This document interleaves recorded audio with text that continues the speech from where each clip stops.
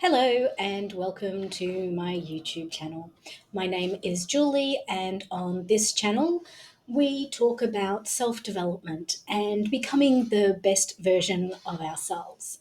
And today, what I'm going to talk about is anxiety. Now, anxiety is actually a mental health condition and it needs to be properly diagnosed. So, we're not talking about that type of anxiety. The word anxiety is often used when we are feeling anxious.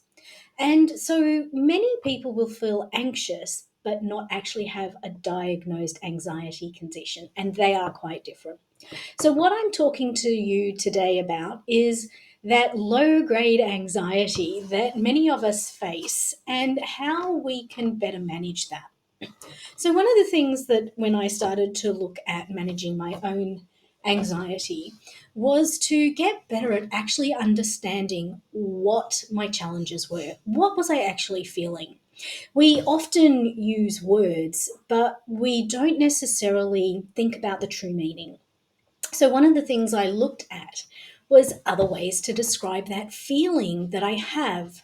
For me, anxiety is that little niggle at the top of my spine where it meets my head, and it's that feeling that something is incomplete. It's that feeling that I'm missing something. It's that feeling that I know I've got a lot of things to do and I don't have enough day, and I start to feel uncomfortable, apprehensive. I feel overwhelmed. I feel I have concern that I will not be able to achieve what I want to achieve. So, by taking it down a notch from saying I am feeling anxious to I am feeling apprehensive or I am feeling overwhelmed, and being clearer on what I'm actually feeling, it then allows me to start to tackle the root cause. So, most of the time I have anxiety, it is because there are things that I should be doing that I'm not, or things that I have on my list that I have yet to tackle. So, part of managing that is through journaling. Now, I've shared a few videos before on my journaling practices, and I do find that when I'm journaling on a regular basis, because I have better oversight of what I need to do on a day to day basis, I actually start to feel less anxious. The other thing is that when we feel that we can't achieve everything and there's all this stuff left hanging, one of the things that I've found helps me to feel better, helps me to sort of quieten that voice, is by listing the things that I have done. By at the end of the day, I have well, at the beginning of the day, I've set my top three priorities. I have sort of given some thought to what might be feasible during the day to achieve. And then I tackle item one, item two, item three. And as I move throughout the day, when I finish something or I've run to the end of the time that I've assigned for it, I try to say, I have done as much as I can on this and I will try again tomorrow. And then it's a matter of making sure that it is captured somewhere so that you can then redo it or have another go. The other thing is, before I move on to the next task, I'll say, what is the most important thing that I can do now? Now, sometimes the most important thing is what's at top of mind, what's really bugging me. But when we're doing longer term projects, sometimes it's about saying, you know what, this might be critical, this might be urgent, but if I don't continue to work on this, then eventually this, what I'm not working on today, will come and create a problem in the future.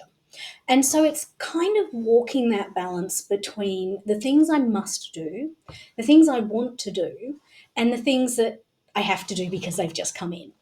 And so it's through being intentional about that. One, self awareness. Why am I feeling this way?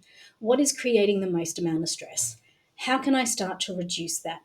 Now, the other thing is that sometimes we just need to get started.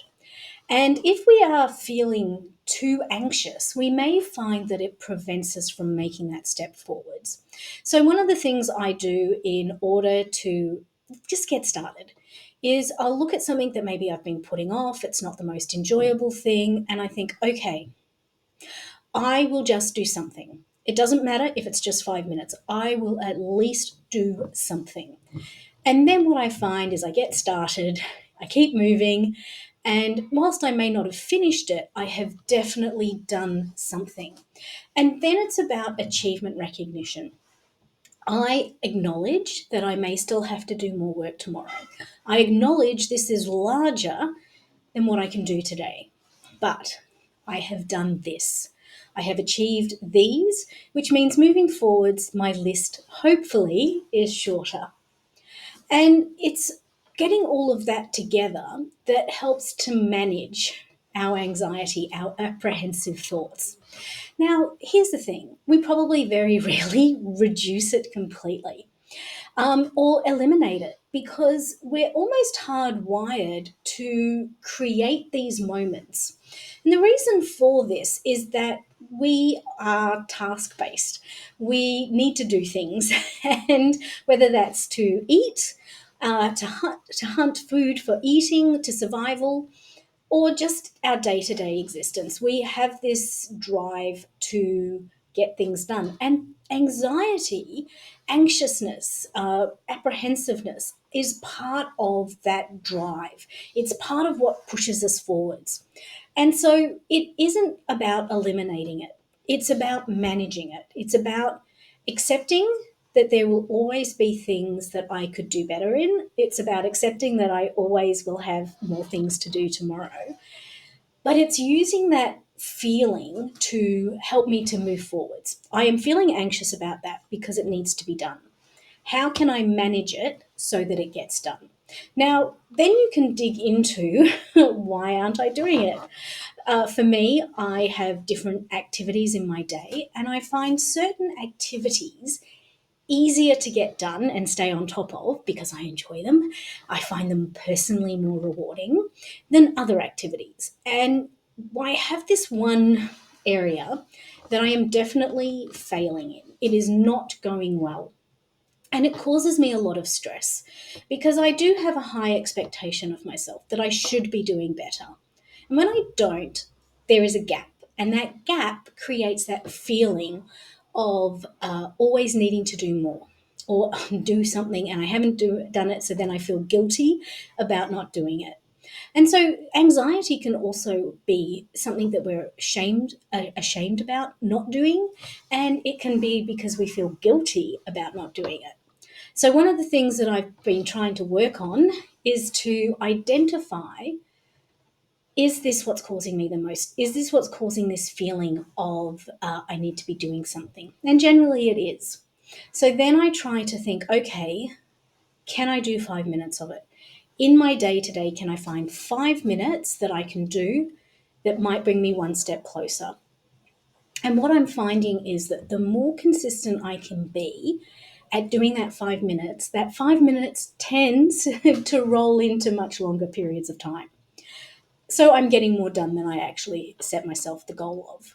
Then at the end of the day, I can say, well, I ended up in these different blocks of times, spending about 70 minutes on various activities around that. That is a good thing. Those are activities that I can now say have been done, and I can move on to the next step. Tomorrow, I will try and do the most important thing in 5 minutes. Identify what it is, get started. And then if I have more time, I've got the I've got the momentum going, what is the next most important thing? Will I feel better by having done this? So, those are just a few thoughts about how we can manage some of the discomfort that we often feel and how we can better manage, not eliminate, some of those feelings so that we can use them to help us get things done rather than they pull us away from what we need to do. So, with that, thank you very much for your time, and I look forward to hearing in the comments anything that you find works for you, anything that you have found makes a difference, because I am always open to being a better version of myself. I'll see you next week. Thank you.